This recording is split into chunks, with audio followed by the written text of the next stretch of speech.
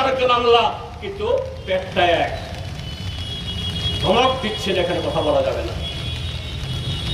এটাও দাবি জানাচ্ছি, ধনকর সাহেবের একমাত্র সন্তান কানাডা থেকে ফেরত, ততদিন অব্দি এই দেহ সংরক্ষিত রাখা হোক।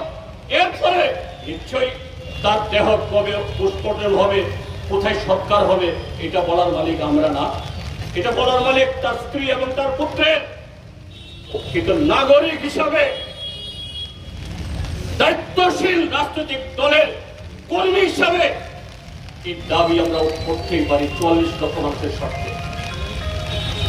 তার সন্তান কানাডা থেকে না ফিরে আসা অব্দি এই পোস্টমর্টম স্থগিত রাখা হয়, এই দাবি নিয়ে আমরা এসেছি।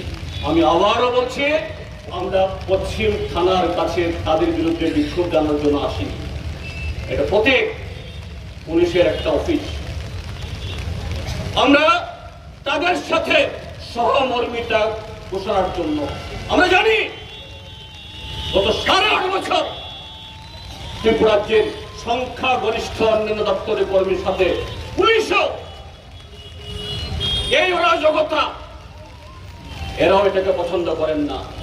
কাজে আগামী দিন রাষ্ট্রীয় দায়িত্ব পালনে তারা এগিয়ে আসুন। আজকে অনুরাগ সাহেব নিজের জীবন দিয়ে আপনাদেরকে দেখিয়ে গেছে তোমরাও নিরাপদ না, কেউ নিরাপদ না। যতদিন এই জল্লাদ, বরবাদ, অসভ্য, অগণতান্ত্রিক, অসাংবিধানিক দল সরকারে থাকবে, ততদিন ত্রিপুরাজ্যের মধ্যে কেউ নিরাপদ না। তাদের সে নিরাপত্তা বিধানের জন্য আগামী দিন সবাই সোচ্চার হন, এই আবেদন রেখে আবারও আজকে এই বৃষ্টি বিজয় যারা